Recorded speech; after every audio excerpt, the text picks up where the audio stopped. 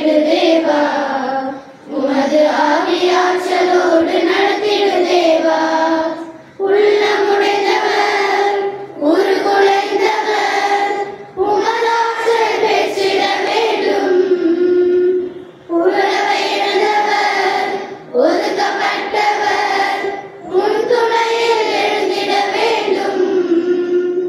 இருளினை அகற்றவும் விலகினை உடைக்கவும், இருளினை அகற்றவும் விலகினை உடைக்கவும், நீதி நேர்மைமது ஓங்க நிம்மதியே வாழ்வில் தொடர என்னை உமது கருவியாகும்.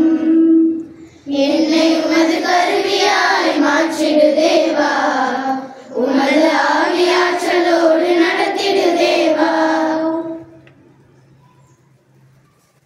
பொருந்தியற்கு எழுதிய முதல் மடல் அதிகாரம் 16 இறை வார்த்தைகள் 13 14 முடிய. விழிப்பாயிருங்கள், நம்பிக்கையில் நிலைத்திருங்கள், துணிவுடன் நடந்து கொள்ளுங்கள், வலிமையுடன் செயல்படுங்கள், அனைத்தையும் அன்போடு செய்யுங்கள்.